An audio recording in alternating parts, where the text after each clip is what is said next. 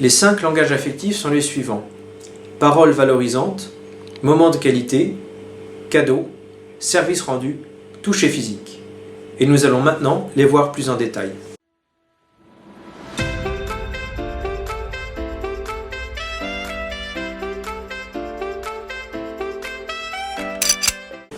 Maintenant, voyons comment connaître notre langage affectif, ou bien en écoutant la narration des 5 langages affectifs, vous avez tout de suite découvert votre langage affectif, vous en avez eu l'évidence, ou alors vous n'en avez pas encore l'évidence.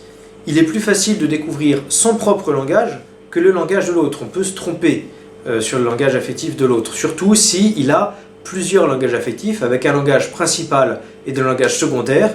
Nous pouvons peut-être considérer qu'un langage secondaire chez lui est principal, etc. et nous fourvoyer. Le plus simple, c'est que chacun découvre son propre langage affectif et le communique à l'autre. Alors comment découvrir notre langage affectif?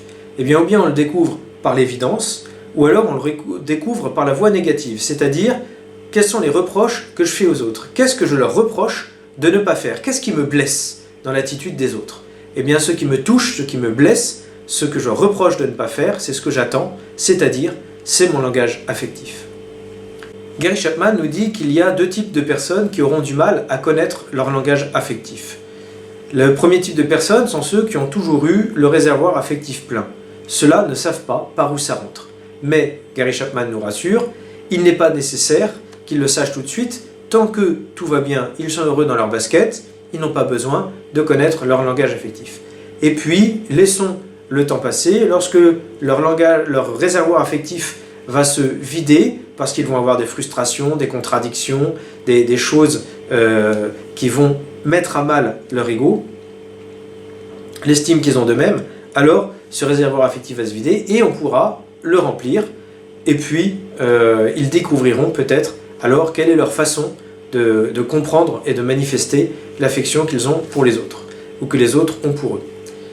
Le deuxième type de personne qui va avoir du mal à connaître son langage affectif sont ceux qui ont toujours eu le réservoir vide. Et ça existe. Il y a des enfants mal aimés, il y a des enfants qui se sentent mal aimés, des enfants à qui les parents n'ont pas su transmettre leur affection selon la bonne façon. Ils leur ont peut-être parlé le langage des cadeaux alors qu'il attendait, lui, des moments de qualité. Voilà. Et donc, il y a des enfants des personnes, jusque des adultes qui ont été des enfants, qui ont un réservoir vide. Dans ce cas-là, c'est très simple. Il suffit de tester les 5 langages affectifs les uns après les autres. Et il y a bien un moment où ça va rentrer. Testons sur eux, ou qu'ils testent eux-mêmes, eh bien, les différentes façons de rentrer en communication, d'exprimer son affection. Et il y a bien un moment où ça va se libérer, il y a bien un moment où ça va rentrer. Et alors, on pourra le connaître. Un des avantages que je trouve à cette connaissance du langage affectif, et au fait de le communiquer aux autres, une fois qu'on connaît son langage, il faut le dire aux autres, c'est que ça marche avec tout le monde.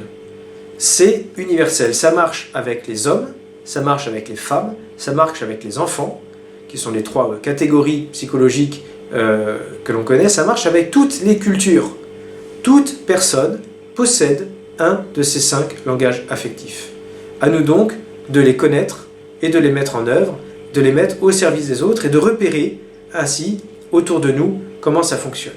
Quand une personne sent les marques d'affection qu'on a pour elle, elle va se positionner de façon plus stable dans l'existence et plus aimable par rapport à moi. Donc si vous avez des enfants pénibles, par exemple, si vous êtes professeur ou parent, que vous avez des enfants qui sont très pénibles et visiblement ça ne passe pas, eh bien testez les 5 langages de l'amour sur l'enfant et vous verrez bien qu'il y a un des langages qui fonctionne. Quand on est professeur, il suffit de dire à celui qui attend un moment de qualité « Reste avec moi à la fin du cours et on va parler 3 minutes ». Celui qui attend un cadeau, lui, laissez un petit objet. Celui qui a besoin de service rendu, lui demander de rendre un service. Est-ce que tu peux systématiquement effacer le tableau ou aller chercher les craies ou fermer la porte, enfin voilà. Plein de petites choses comme ça. Celui qui est parole valorisante, essayez d'avoir un petit mot particulier lorsqu'on rend une copie, même si la note est lamentable. C'est pas l'objet. Voilà. Celui qui a besoin de toucher physique, eh bien, de mettre la main sur la tête ou sur l'épaule, d'avoir voilà, un contact avec l'enfant. Et vous verrez que l'enfant ou la personne sera sereine, retrouve ses marques et puis ainsi peut devenir plus aimable parce qu'elle se sent davantage aimée. Voilà, à bientôt, Dieu vous garde.